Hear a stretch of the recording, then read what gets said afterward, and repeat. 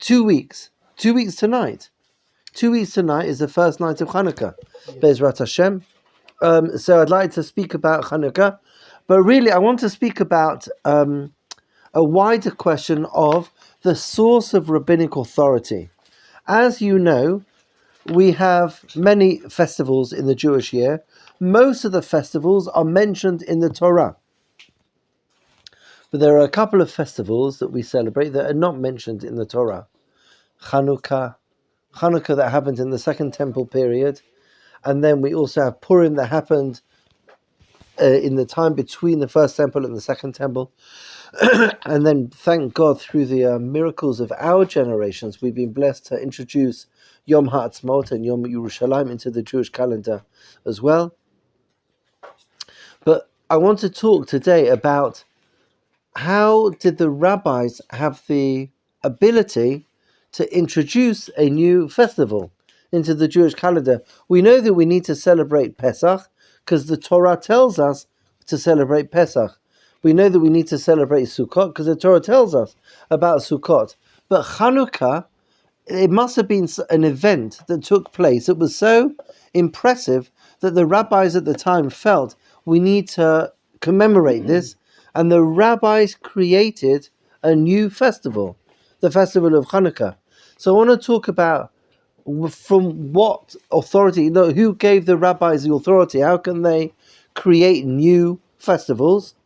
But the question, so we're talking about Chanukah, but really there are lots of rabbinic innovations.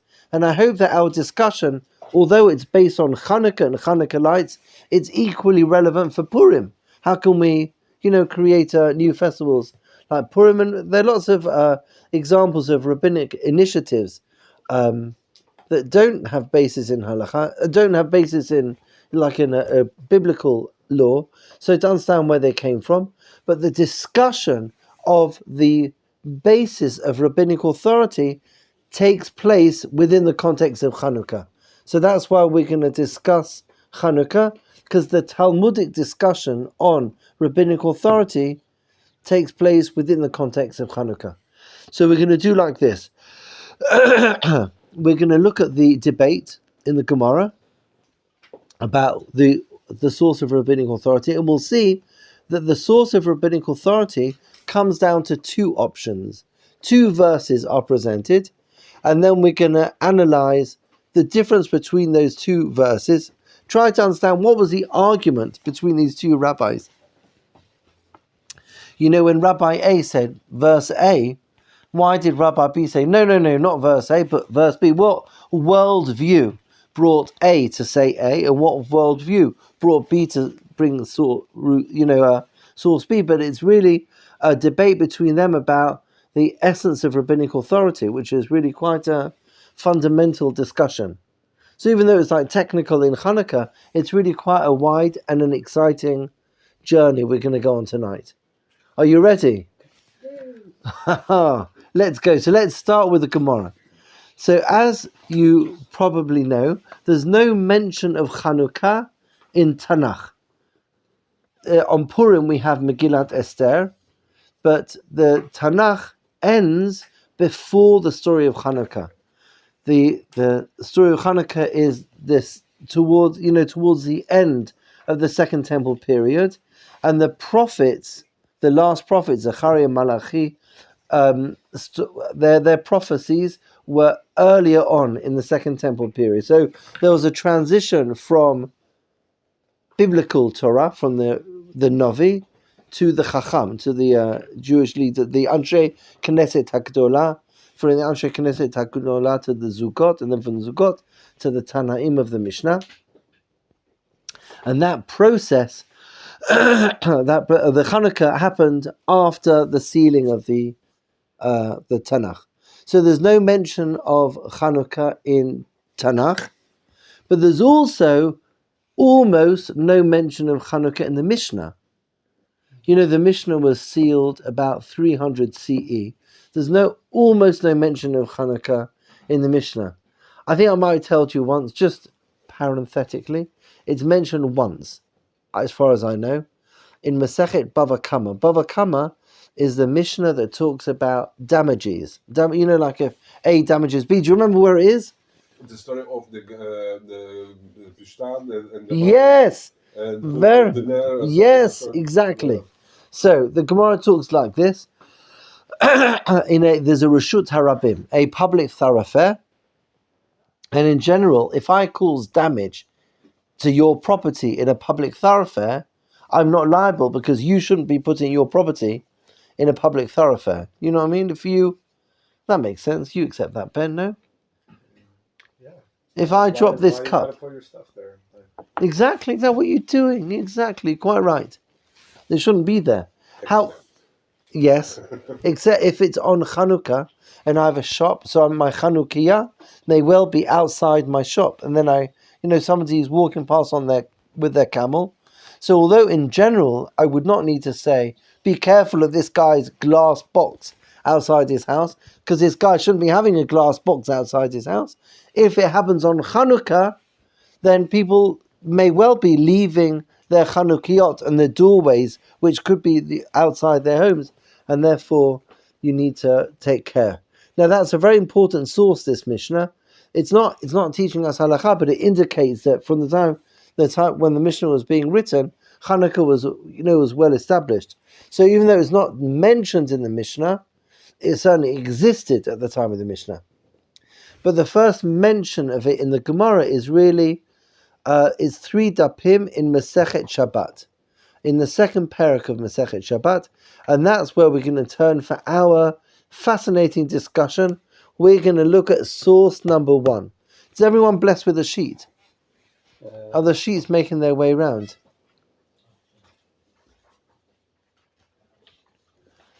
If Hananel's not around, things just fall apart without Hananel. That's basically how it works. Okay, source number 1. Can everyone see? Talmud Bavli, the Babylonian Talmud, Masechet Shabbat, Daf Kaf Gimel Amud Aleph, page 23, side 1.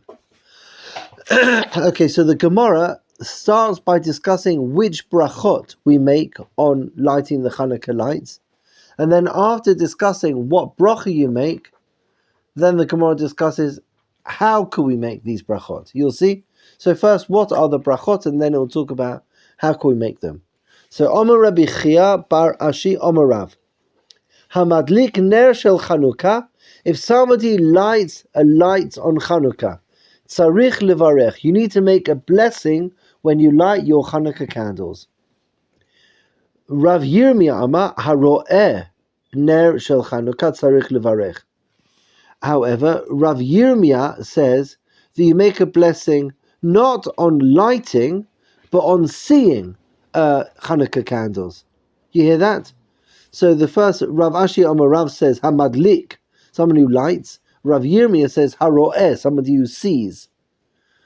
Amar Rav Yehuda, Yom Rishon, on the first day of Chanukah, Haro'eh mevarech shtayim. If I see a Chanukiah on the first day of Chanukah, I make 2 blessings. However, a madlig, if I light a Chanukah candles, I make 3 blessings. Mevarech shalosh. Mikan va'elach, on the subsequent nights, so on days 2, 3 to 8, madlik mevarech shtayim. If you're lighting, you make 2 blessings. Vero'eh mevarech echad, and somebody who sees makes 1. So do you know what the brachot are?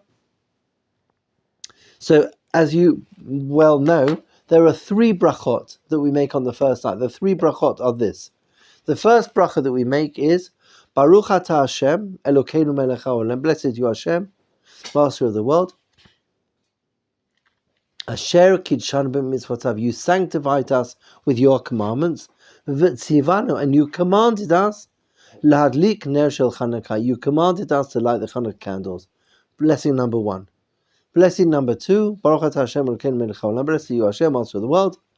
She'asa nisim lavotenu, that you did miracles for our forefathers, bayamim haim, in those days, bazman hazeh, and today too. Blessing number 2. And what's blessing number 3? Shechiyanu, exactly. Shechiyanu v'kimanu v'giyanu bazman hazeh.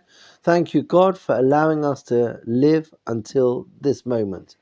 Thank you, Hashem, for allowing us to be here in this moment. Okay, So if somebody lights the Chanukah candles, obviously they're going to say, Asher kiddushanu mitzvotav v'tzivanu lahadlik ner shel Chanukah. God commanded us to light the Chanukah candles. But if I see them, then I don't say the blessing on lighting. I only say the blessing on seeing them, and that is Sha'asar nisim labotenu. You did miracles to our ancestors in those days and in our times too. Now, you only make the bracha of Shechayanu on the first day, not on the subsequent days. That's why someone who lights makes 3 blessings on the first day, 2 on all the subsequent days, and someone who sees makes 2 blessings on the first day and then 1 blessing on the subsequent days. That's the Gemara until now. Everything makes sense? Joy, happiness, no questions. Good, right? Now, look at this. Okay. Now jumping to the next line. My mevarech. What blessing do you make when you light the Chanukah candles?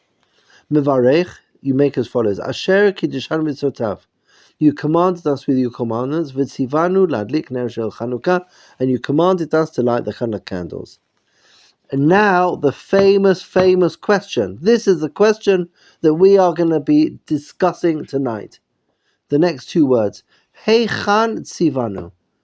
When did God command us to light the Chanukah candles? How can I say God commanded me to light the Chanukah candles? We created Chanukah. Chanukah is a rabbinic festival. I can say on Shabbat that you commanded me to light Shabbat candles because you gave me in the 10 commandments the mitzvah of Shabbat. I can make the bracha on blowing the shofar on Rosh Hashanah because you commanded us. It's Yom Teruah Yelachem. God commanded us to blow the shofar, so I can say, Asher lishmoa kol shofar, to hear the shofar. But on Chanukah, it's not mentioned anywhere. It's not even in the Mishnah. So how can I say Asher ladlik ner shel Chanukah? That is the Gemara's question. Isn't that a good question? But you understand, it's a much wider question. We're asking on Chanukah. If you could ask it on Megillah, same question. Before we read the Megillah on Purim, we also say, Asher kshan mitzvotav tzivanu likroa Megillah. Likroa Megillah? Al Mikra Megillah. Is that the bracha? I think it's Al Mikra Megillah. But God didn't command us to read the Megillah on Purim. So how can I make the bracha on Purim? Same question. The question happens to be in the context of Chanukah.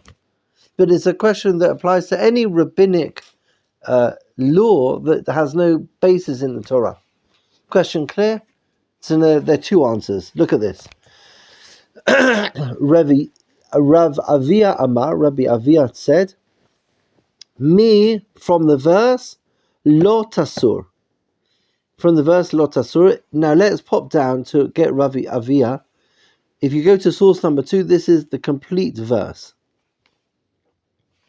And this is going to be very, very important to read the whole verse, as we will see when we learn the Torah Tamima in a few minutes. This is the verse. Sorry. Al pia Torah asher yorucha. According to the Torah that they, the rabbis, will command you. V'ale mishpat, and according to the law asher yomru lecha, that they say, ta'aseh. Meaning, according to that which they teach you, and according to the laws, mishpat asher yomru lecha, ta'aseh. That's what you need to do. Now, the Torah continues, Lo tasur. Do not deviate. Min hadavar asher yagidu lecha. Do not deviate from that which they command you to do. Yamin or small. Do not deviate to the right or to the left. So this is a clear statement telling us that we need to follow the edicts that we are given by the rabbis. Nachon? So that's what it's got so many ramifications that our requirement to listen to rabbinic legislation is very clear from this pasuk. Joy to everybody. It's even, the Torah, this, has different types of verses. This is clearly a legal text. It's from Parashat Shoftim, which is a legal text in the end of Devarim. Okay, so that is Rabbi Avia, source number 1. Now, the second one is Rabbi Nehemiah. Rabbi Nehemiah Omer, a different verse. Sha'al avicha v'yagetcha, zekenecha v'yormu lach. If you go to source number 3, this is the whole of his verse. His verse is from Parashat Ha'azinu. Has anyone ever read Parashat Ha'azinu? Oh, you have. Parashat Ha'azinu is a poem, nachon? Right. The song. It's a song, exactly. Shirat Ha'azinu, nachon? Kitvu lachem et hashira hazot, nachon? Okay, so it's a poem. It's a poem, and I'm going to translate source number 3. Zachor yomot olam, remember the days of old. Binu shenot dor vador, the wisdom of the generations. Sha'al avicha, ask your father, v'yagetcha, and he'll tell you.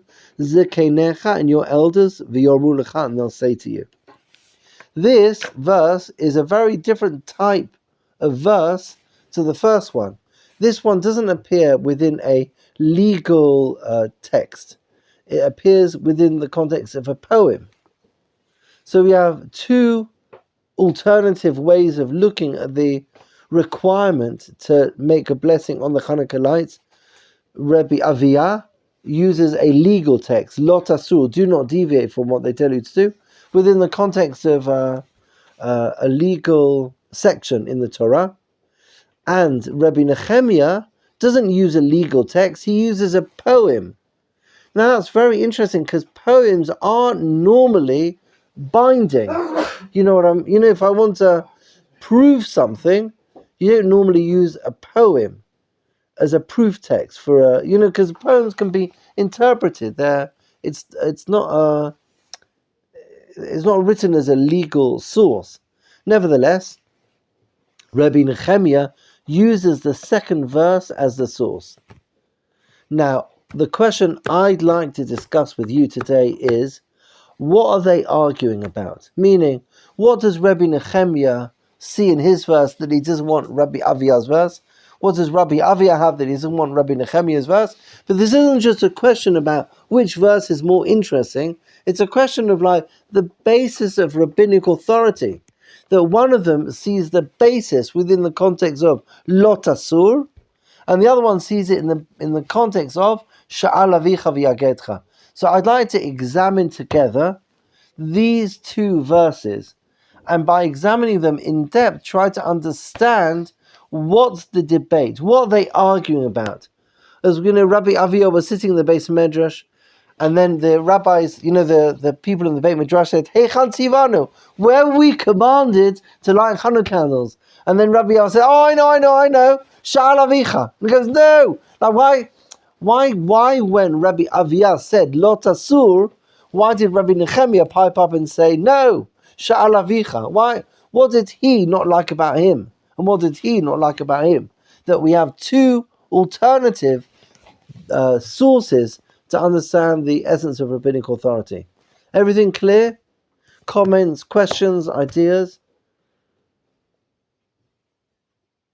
No. Love and happiness. What? Low? Love and happiness. Joy. Oh, joy. Love and happiness. Oh, phew, I thought I was low. We can't do low. Love. No, he said love. Oh, that's even better. L'chaim, l'chaim, l'chaim, l'chaim.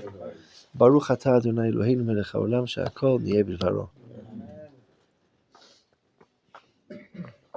Okay, can I tell you what we're going to do now? We're going to spend a few minutes looking at Rabbi Aviyah and people that seem to follow Rabbi Aviyah and what that might mean. And then after that, we're going to look at Rabbi Nehemiah and people that seem to follow Rabbi Nehemiah and try to understand what that means.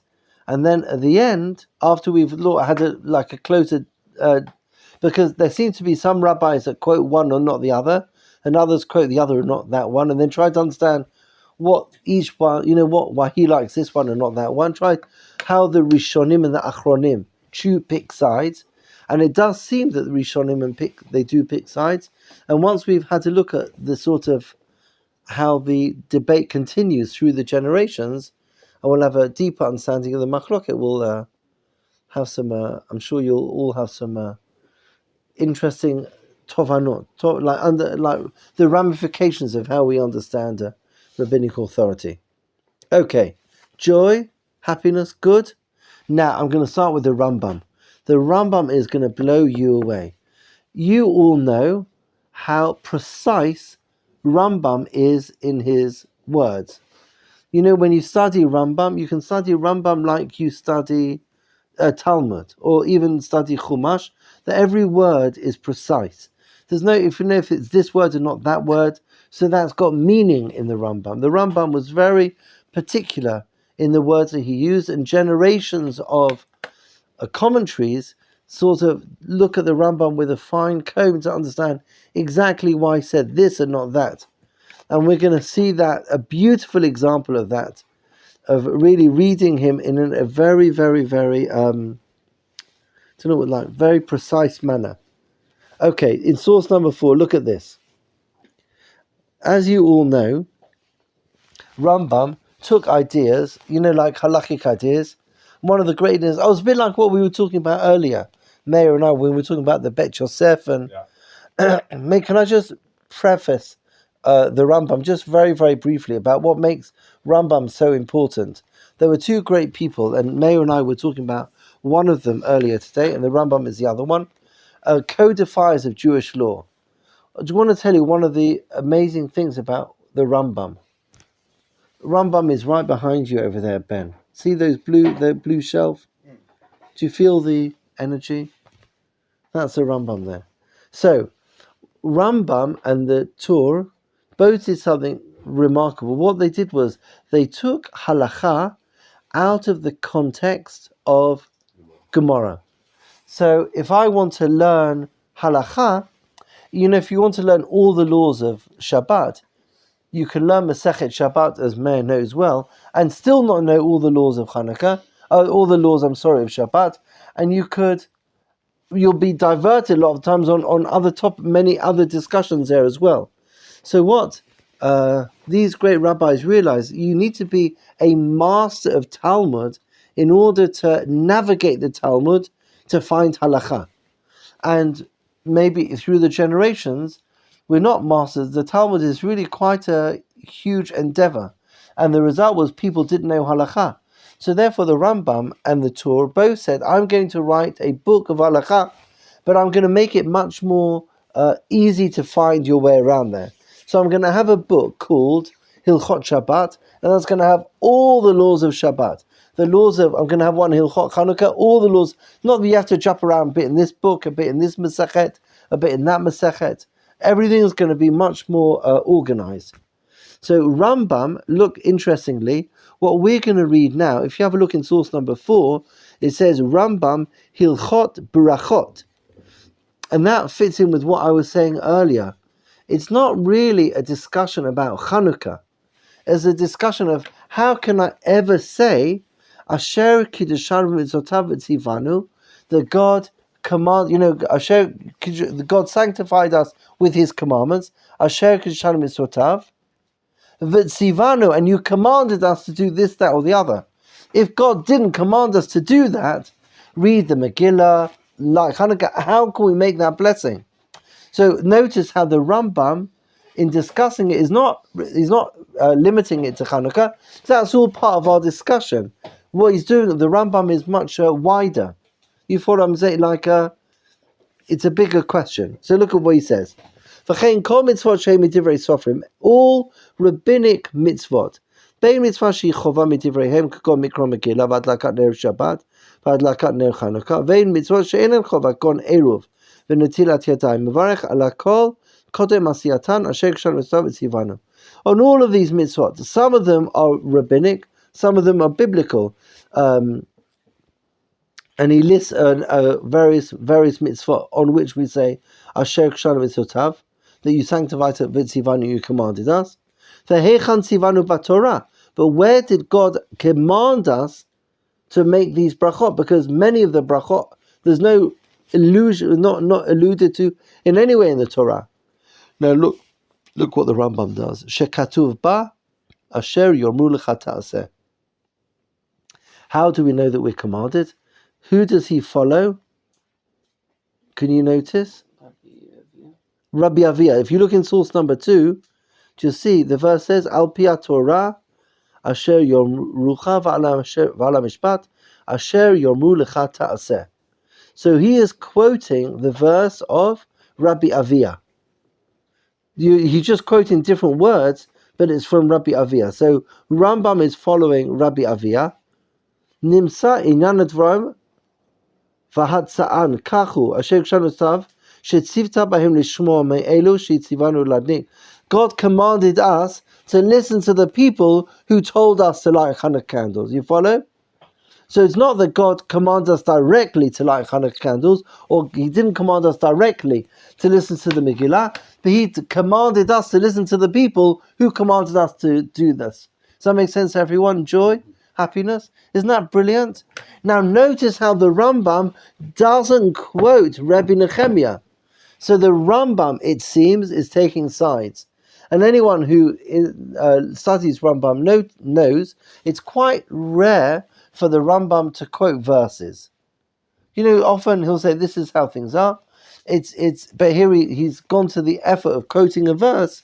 So he's clearly following the position of Rabbi Avia and not the position of Rabbi Nehemiah. You hear that? Okay. So we're going to look at two commentaries on the Rambam.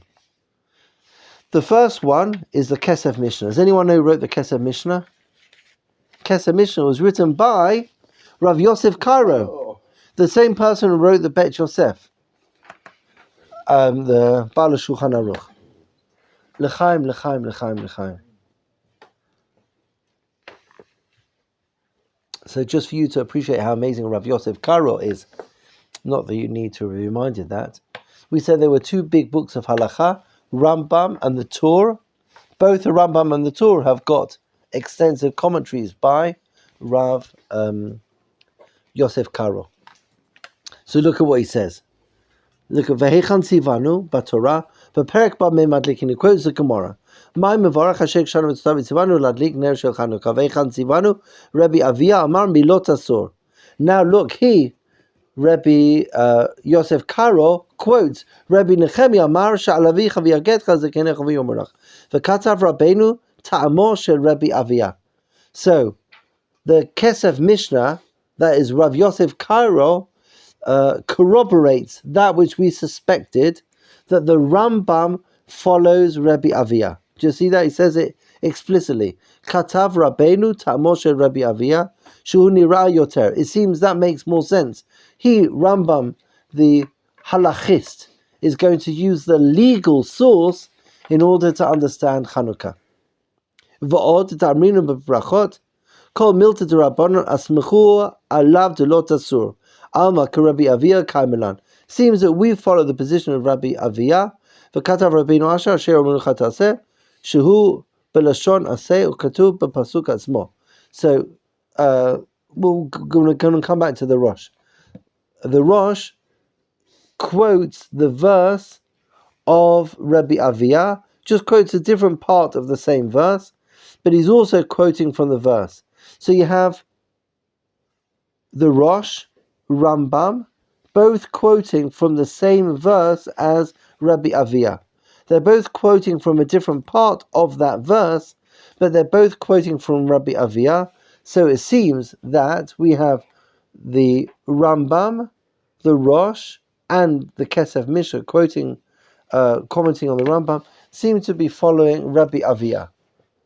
If this was a poll, Rabbi Avia seems to be winning so far, which makes sense, right? That's the legal text. I'm so excited for you because you don't know what's going to come, but you're going to be blown away. Okay, everything clear so far. Now look at this. Torah Tamima. Does anyone know who Torah Tamima is? Torah Tamima lived in the 19th century. Torah Tamima, I don't know if he's here in this room, was written by a chap called Rabbi Yechiel Michal Epstein. And he lived in the 19th century, and he wrote a commentary on the Torah. And what he did was, whenever there was a verse in the Torah that was quoted by a rabbi, by a Gemara, he would add a commentary on that verse. You follow? So let's say if I open up the Torah Tamima and I'm learning Parashat Shoftim and I come to the words Al Pi HaTorah She'Yaruch in the Torah text, the Torah Tumima's got a little footnote and it says, look at this Gemara. It will link it to the Gemara and then he'll explain the drasha to you. So he, the Torah Tumima, when we get to the verse in the Torah, Al Pi Torah Asher Yorucha, he writes a footnote to explain the drasha of Rabbi Avia. Is everyone with me? I haven't lost anyone yet. Right? Okay, now look at this. Just wonder if I'm going to read the whole thing or might go... Oh yeah, let's go to the second line. Here. You know I mentioned earlier how precise you have to be in reading the Rambam. So the Torah Tamima points out to us that the Rambam read our Gemara. Let me explain what he's going to do and then we'll see him do it. Is that okay? You know, in our verse over here, in the source number 1, Rabbi Avia Amar, me from the verse of Lot Asur. Do you see that in source number 1? The penultimate line, Rabbi Avia, the first words on the penultimate line, Rabbi Avia Amar, mi Lot Asur. We learn from the words Lot Asur. But when the Rambam quotes that verse, the Rambam doesn't quote the words Lot Asur, but the Rambam quotes the words Asher Yomru Lecha Ta'aseh. Do you see what I'm trying to say here? Does anyone understand what I'm trying to legamgem here? I'm going to explain. Go to source number 2. Okay. I'm going to read the verse. The verse goes like this. Al Pi Torah Asher Yorucha V'ala Mishpat Asher Yomru Lecha Ta'aseh. Now, see those words Asher Yomru Lecha Ta'aseh? Those words are the words that the Rambam uses to tell us which verse is the source. You follow? But then if we continue reading, Lo tasur min hadavar asher yagidu lecha yamin u'smal. Lo tasur, those words are the words that Rabbi Avia uses to identify the verse. So the Torah Tamima is going to discuss why is it that the Rambam uses the words Asher Yomru Lecha Ta'aseh to identify the verse, and why does Rabbi Avia use the words Lo tasur to identify the same verse? Is that clear to everyone? It's a bit technical, but you're going to be blown away. You'll enjoy it. V'da, no, shekatava Rambam. He quotes a Rambam that we saw. Kol ha-mitzvot shemeinu dim resorim, mevarech Hashem k'shanu tzavit tzivanu, ve'echan tzivanu b'Torah, shekatuv bar sheyormu lecha ta'aseh. Ad kan l'shono. He's quoted the Rambam. V'acharei, and since Asher Kayador, everybody knows, Kol Divrei HaRambam Ba'im B'Diyuk Nimratz. The Rambam is very, very precise. Yesh Laha'ir, therefore I'm on the last line on the first page. Therefore we need to wonder, Ma Sheshoneh Bazeh Mileshon HaGemara B'Drasha Shel Milefanenu. Why does the Rambam use different words from that verse in order to explain the source of this rabbinic authority? Sha'amar mehechan sivanu, mi lot asur. The Gemara used the words from the pasuk lot asur. For who? But the Rambam used the beginning of the verse chilat pasuk asher yormu lecha ta'aseh. V'kasher lomar she'asa ken shelo b'mitkaven. The Rambam did that intentionally.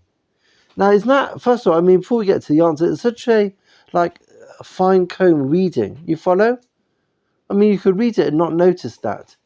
But it's a very important thing. So listen what he says. V'nira lomar, it seems to me, explains the Torah to me, ke kivan bezeh lema shekatav harosh. He quotes the Rosh, Lo matzinu bracha lo taseh ela rak a'aseh, ayin sham. Im kein, yefshar sheyisod brachat mitzvot b'rabbanan hu lo tasur. To lo shayach bracha al zeh kevan shu lo taseh. What does it? Lo tasur means do not. Right? Law, the word law means don't, right? So the word don't, lo tasur, don't do something, that can't be the source of telling you to do something. Meaning if the Torah was commanding us to do something, it can't be framed by using the word don't. Do you understand what I'm saying? The source can't be lo tasur, do not deviate. Because do not it means that we follow the rabbis when they tell us not to do something. But it's a weak way to learn that we are commanded to do something. If you want a source that the rabbis can tell us to do something, you have to have a phrase where we're told you have to follow what they tell us to do, not what they tell us not to do. So lo tasur means don't do something. But if you continue in the earlier part of the verse, if you have a look over there, you can't make a bracha on being told not to do something. Says that's the Torah telling us not to do something. But the rabbis say, Asher yomu lecha ta'aseh, the part of the verse that says, follow what they tell you to do. You follow? And therefore the Rambam is following Rabbi Aviyah, but he's tweaking it. Because if you really want to say that this is the verse to tell us you have to follow them, then you need to use the verse, using the words that tell us to do something, rather than the words that tell you not to do something. Is that clear to everybody? Isn't that brilliant? Okay, that is Torah Tamima. That is source number 1. That is Rabbi Aviyah. Everything clear? Oh, will someone just ask a question now? There has to be a question. Has anyone got any questions? Everything is clear, makes sense. Chananel, Hakol Barur? Oh, Mitsuan. If it's clear for Chananel, that's all we need.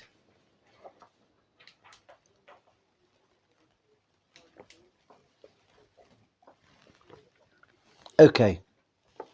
Good. Okay, now we're going to go to something totally different. The other side, the other source, is from a poem. That's much harder to see. You see, the Rambam doesn't like it. So at the moment, Rabbi Nehemiah is looking weak, right? Why is Rabbi Nehemiah looking weak? Because he's using a source from a poem. And the legal scholars that we've looked at, the Rambam, even the Rosh, are quoting Rabbi Aviyah's pasuk. Everybody likes this. Asher yomru lecha ta'aseh. I mean, what more could you want?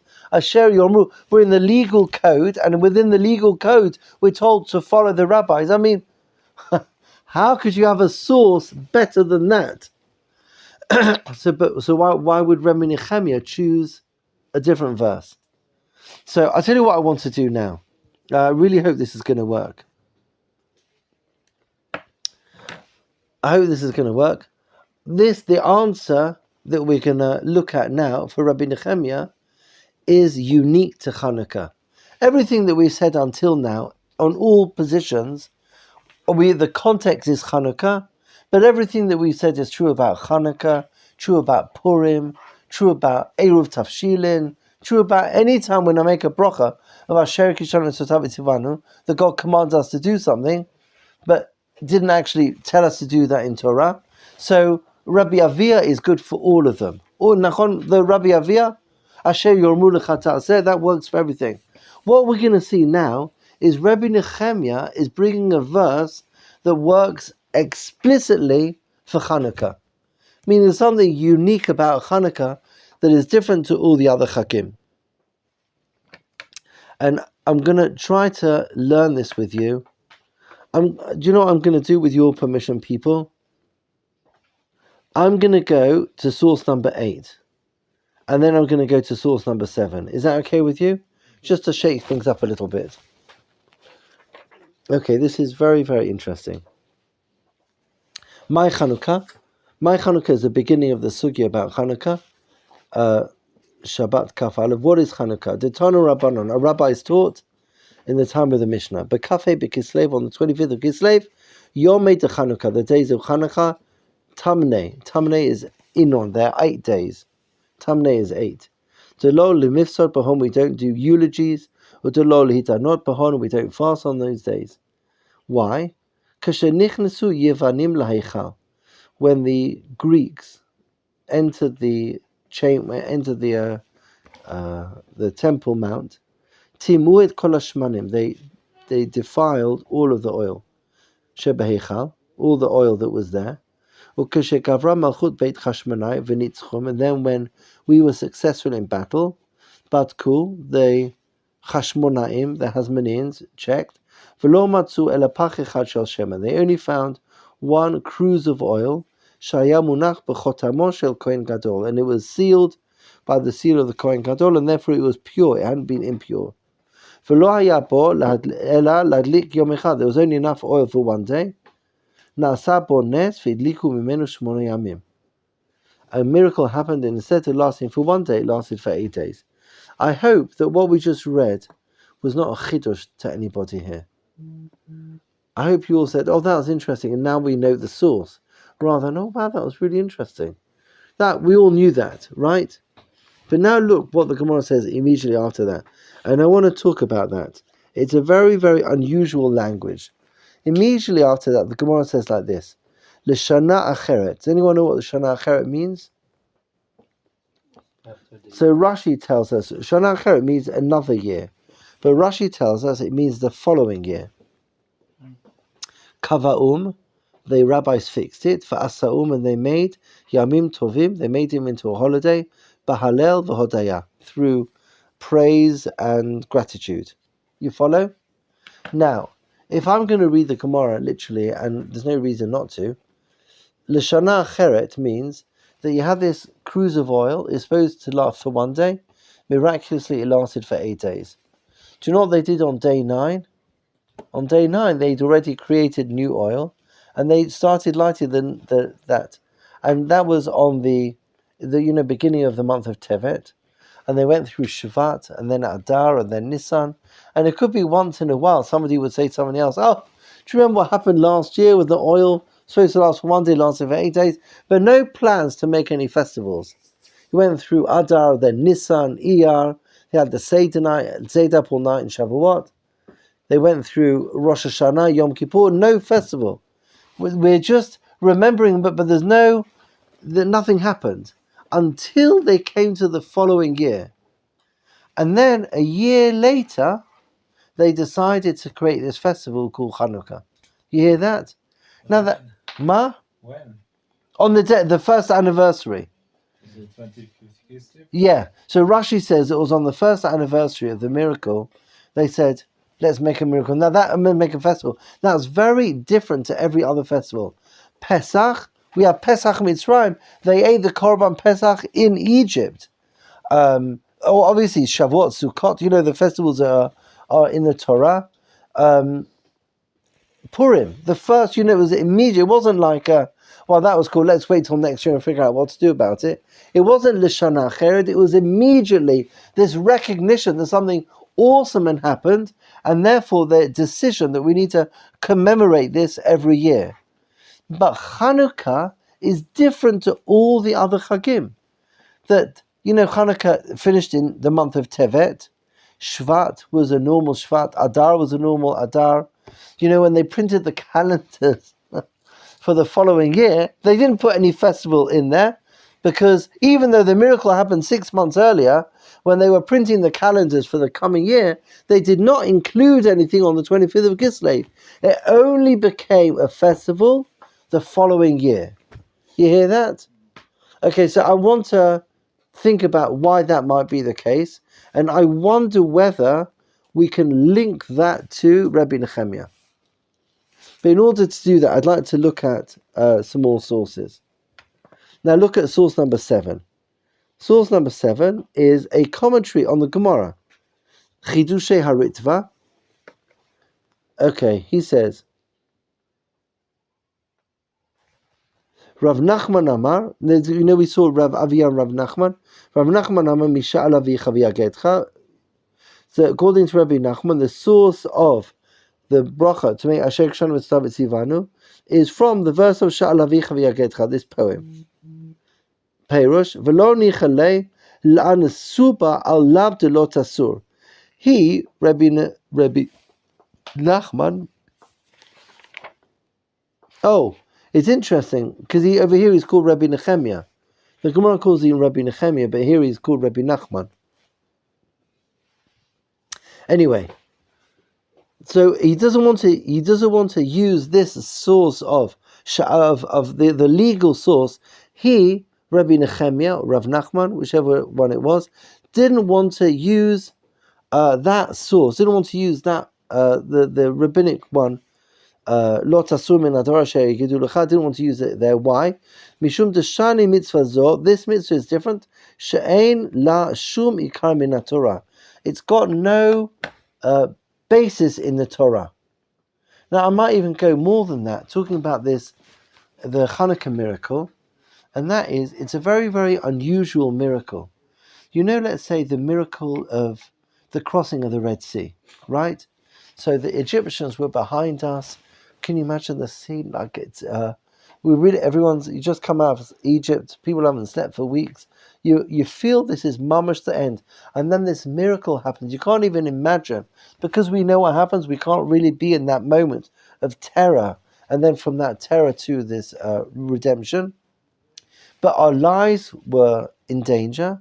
And then miraculously we survived. Purim as well, even in Purim, Haman, the battle in Shushan, in all the cities, there's declaration they wanted to wipe out Laharogu Labeg et Kol HaYehudim, Minar V'ad Zaken, to destroy the entire Jewish people, and miraculously we survived this war. That's an amazing miracle.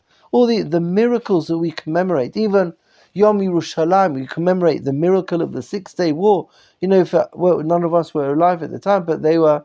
You know, the enemies wanted to annihilate us, and miraculously we survived. The establishment of the state of Israel, the Jewish people were in mortal danger, and Hashem creates a miracle. As a result of that miracle, we survived. This miracle that we just read about just now is a different type of miracle. Why?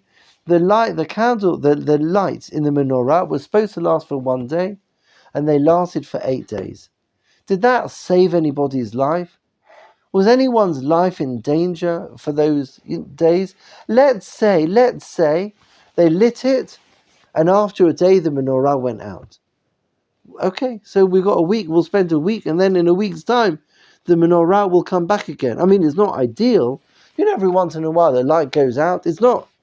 No one's living in there. I mean, it's not ideal, but unfortunately, the temple was under Greek control for for many, many years. And there was no menorah lit. And unfortunately, for years, there'd been no menorah lit. That's why they lit it now. So they had it lit for 1 day, went out for a week, and then it gets lit. The fact that it stayed lit didn't save any lives. It's a different type of miracle to all the other miracles that we commemorate. You follow? And we say, Asher kishanu mitzotav v'tzivanu ladlik ner shel Chanukah. Like what's on a miracle that I mean, it's important, it's mentioned here, but it's not something that saves lives. You understand? So therefore, I wanted, they're saying, it doesn't seem right that this should be the source of this halakha, because it seems to be a different type of lighting to other mitzvot that we have. Shabbos candles are to bring Oneg Shabbat into the home, as we know, but Chanukah candle, it's a miracle that we talk about until today, but it didn't save the Jewish people, that miracle. You hear the question? So I want to learn with you 2 pieces of Chassidut on the Chanukah lights, and through them I hope we'll understand why Rabbi Nehemiah wanted his verse rather than Rabbi Avia. Is that okay? Okay, look at this. In source number 9, Timuit kol hashmanim, they, the Greeks, defiled all of the oil, av shenishar pach echad, even though one was left. Va'adonenu morenus keinenu, he quotes his grandfather. Amar shepach zeh remes she'le'olam nishar nekuda b'Yisrael asher HaKadosh Baruch Hu magen eleh shelo yesh sham magan nochri. He says there's being hinted here that there's something like the Jewish spark will never be extinguished. You follow me? Like in Yiddish they call it the Pintalayid. You can have a Jew, even though they could be very, very far away, there's nothing that can extinguish your Jewish spark. And that this story of the oil and it was all defiled and there was just one little jug left, is really a metaphor for the Jewish soul. The Jewish soul, that even though it could be defiled and destroyed and falling apart, nevertheless, it can never be extinguished. Va'al zeh ne'emar Magen Avraham. Okay. V'chotamo shel Kohen Gadol, remez al Avraham אתה כהן, אדם גדול, הוא גם כן כנ"ל, רק שנקודה זו צריכה חיפוש על ידי שאדם מאמין שיש בכל דבר נקודה גנוזה, וחופש בכל כוחו ונמצאת לא כל כך בדקו ולא מצאו, רק פח אחד מכלל שצריכה חיפוש. וזה עצמו נרות חנוכה, שמאירין שנוכל למצוא נקודה הגנוזה, כי כמו כן בגלות זה נמצא נקודה הגנוזה, שלא נטמעה כאן, וחיל בנפש כל איש ישראל, יש נקודה נשמת אלוקה ממעל. Okay, I want to summarize. It's part of a longer piece that I sort of cut bits out from, but I want to explain what he said. He says, how is it that, for many, many years, the Greeks were in charge? They defiled all the oil. Isn't it odd that on the first day we came in and we found a cruse of oil that was pure. Even they had like legions of Greeks roaming around the temple, defiling everything. The chances of finding anything are so low. How is it that they didn't find this one little cruse? Can I ask a question on Sure. how the oil can be defiled? Like, what did they do specifically that the Jews, at those times, say that these oils are defiled and this one is not? Oh, that's a very good question. Well, often if somebody who is tamei touches something, they can make that thing tamei. So I mentioned they were all spiritually impure and they touched. And by often there's too much. If somebody was in contact with a dead body, or even if they brought dead bodies into the temple, I don't know if they would have done that, but maybe they did. But the coming in contact with too much met would have defiled the oil. Everybody before they went to, even today, before you go into the Beit HaMikdash, you have to go into a mikveh to be spiritually pure. So I imagine there were people who were not. Now, how is it that they managed not to? How did they not find it? So he saw that what the Baal Sfat Emet, this is the Ger Rebbe, is sort of saying that you find what you're looking for. If I truly believe, let's say, maybe in a mashal, I don't know if any of you like teachers, there's like a kid, right? And everyone's given up on that kid. Like there's nothing's going to come of him. But there's one teacher that sees something in them and they never give up, they won't let go, because they know it's there. So sometimes you've got something that no one believes it's there. It's all over, I can't believe it's there. So no one can see it. But the person who's looking for it can find it. You follow? You've got the kid, he's a lobbers, he's everything terrible. And there's a teacher's meeting, they say, let's chuck him out. And one teacher, because they're looking for it, one teacher sees something in that kid that no one else saw. But it's not that it's hidden, it's just he was looking for it and no one else was looking for it. And that's a little bit of what happened with this oil, that we were looking for something. We didn't give up hope. We knew that you can't extinguish the pintolate, this spark. It can't be extinguished. So we knew to look for it, and therefore we found it. You follow? Let's continue. Mitzvat haim neirot shenuchal limtzor nekuda. V'chadon ner Hashem nishmat adam. There's a parallel between the Jewish soul, any soul, the soul and the candle. ובזמן זה שיש מצוות נרות נפתחים כל הדברים נקראים נרות, כי הם עניין למצוות שכל דבר שיש בו אחיזה מהמצוות בשם או ברמז, יש לו עליה על ידי המצווה. Okay. That's the Baal Sfat Emet. The Baal Sfat Emet is talking about this amazing miracle of lighting the candles. And somehow it connects the lighting of the candles to the lighting of a Jewish soul. Even though a Jewish soul, it looks like everything, they're far, far away. Nevertheless, if you're looking for this one spark, you'll find it. That's the Baal Sfat Emet. Is that clear to everybody so far? Now, I want to go back to the Gemara that we saw about why did they wait till the following year. And I want to explain to you what happened the following year, and then go to the source number 10, and then after source number 10 to try to explain Rabbi Nehemiah. Okay? So based on what we just read in the Baal Sfat Emet, I wonder whether, I think I read it, but I haven't found the source, but I did read it somewhere. What happened is this. They lit every day the menorah in the Beit HaMikdash. Every day. It was lit every day in the Beit HaMikdash. So after Chanukah, they lit through the month of Tevet, Shvat, Adar. Everything continued like normal. The following year, they came to the 25th of Kislev. So this is a year after the miracle. But previously, a year earlier, do you remember what happened? What we've just been describing, never give up on a Jew, like the power of this candle, there's a spark in everybody. So that Koach was brought into the world on that first 25th of Kislev. This great power of not giving up, even though everything is tameh, everything around you is all over, but there's one little cruise, and that can light up the whole world, and it can last for 8 days. That miracle that happened the previous year, right? So on the 25th of Kislev, the following year, they lit the menorah in the Beit HaMikdash. Go, whoa, wow, what was that? And they realized this light is like last year's, the Jewish year is cyclical. They realized that something miraculous happened last year that teaches us about the spark, about not giving up, about even though everything is awful around you, that one spark can light up the whole world.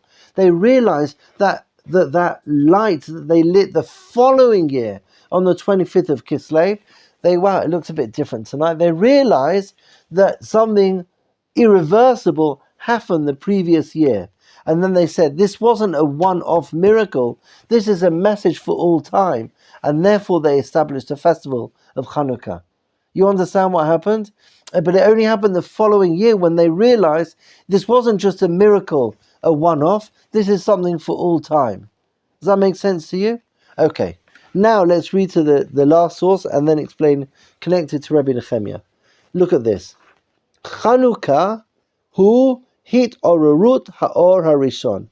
Chanukah, meaning that second year of lighting up the Chanukah candle, was about connecting to the original light. In every generation, it's a day where great miracles happen, where you're able to see what you can't normally see. Because normally we would not have been able to see this one cruse of oil, but because you were looking even in the depths of darkness, looking for that one spark. So when you're looking for it, like the teacher that looks for that one good point, so when you look for it, you find it. Where we commanded,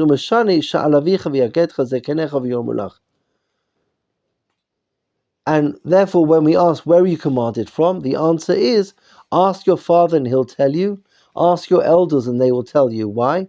What's he mean?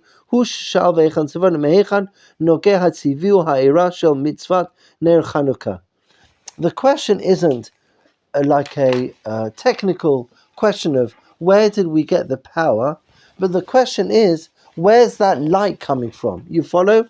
Where does the light of Chanukah come from? And the answer is the light of Chanukah comes from it comes from the fact that we are part of this amazing nation of holiness, that we are reaffirming our connection to our people on Chanukah. The question isn't a technical, legal question of where in the Torah were we commanded, but what's the source of my heritage? It's not so much where were we commanded, but it's why have we been commanded? Like, what's the point of Neirot Chanukah? They're not saving any lives, these Chanukah lights, but it's an affirmation of the value of each person. It's the Jewish soul is like every soul is like a candle. Ner Hashem Nishmat Adam. It's an affirmation that even in the depths of darkness, you can search, you can find light. It's the question, according to Rabbi, as we're understanding it now, the question of Heichan Sivanu is, where were we commanded to light the Chanukah candles? So Rabbi Avia understood that literally. where were we commanded? And the answer is, as we saw in the Rambam, from the verse of Lot Asur, or from the beginning of that verse, Sha'alav, or from Nachon, V'chol v'ala mishpat asher yormu lecha taseh. Do what they tell you to. That's where we are commanded. V'heichan tzivanu is like, what's the point of lighting? That's the question that Rabbi Nehemiah is answering. And Sha'al avicha v'yagetcha zekenecha v'yorach. Ask your parents, ask your grandparents, connect back to your heritage. And that question is, now what's the point of lighting? And the point of lighting is to connect us to our heritage. And that's why he presents his verse. So according to this interpretation, there isn't an argument. There is not an argument, but rather Rabbi Avia and Rabbi Nehemiah are answering different questions. Chanukah candles are unique in mitzvah, that it's a mitzvah commemorating a miracle that didn't save lives, but it's a miracle that affirms our connection to our people, which is Sha'al avicha v'yagetcha zekenecha v'yomulach. I light my Chanukah lights in order to affirm my dedication to my people.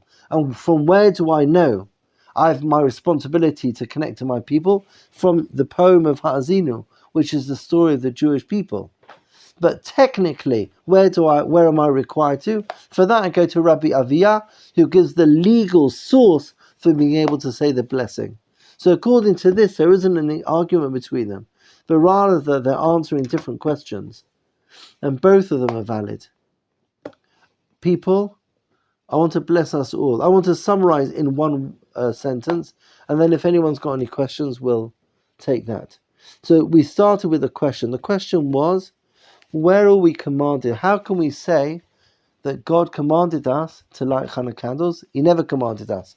And we said there were two verses, a legal verse, Rabbi Avia, and a verse from a poem from Rabbi Nehemiah. And we noticed that the Rambam and the Rosh both follow the legal verse, and then we had that beautiful Torah Tamima that spoke about which part of the verse are we going to learn from. Are we going to learn from the part of the verse that says, do not, lot asur, or are we going to learn from the part of the verse that says, do? And the Rambam is very precise. In quoting Rabbi Avia's verse, he quotes the part of the verse commanding us to do something, rather than quoting from the part of the verse that tells us not to do something. So that's all Rabbi Avia, and it's a solid legal basis for us to follow the rabbis, to tell us to do things that are not clearly stated in the Torah. So that's Rabbi Avia, and that would be the end of the... So what was Rabbi Nehemiah doing? Rabbi Nehemiah is perhaps discussing a different question, because Rabbi Nehemiah is wondering that the Chanukah light, as opposed to every other mitzvah, is not a mitzvah, it's not a miracle that saved lives, the Chanukah lights. No one would have died, God forbid, if after the first day the lights would have gone out. I mean, it was great, it lasted for 8 days. So his question isn't so much about why were we commanded at all, but what's the basis? Why are we lighting them? And I'm lighting my Chanukah lights as a statement of affirming my connection with my people. After the temple was defiled by the Greeks and no one could find any oil, we knew that in every Jew there is this spark. And this spark, even though it could be hidden, and even other people may not see it, we know it's there. And the message of Chanukah is to light up that Jewish spark everywhere in order to make the world a lighter place. And how do I know? How do I know that we are commanded to do that? And that's from Sha'al avicha v'yagetcha zekenecha v'yomulach. Sweet, wonderful people, it's such an honor and a pleasure to learn with you. Yishar Koach. We'll stop there.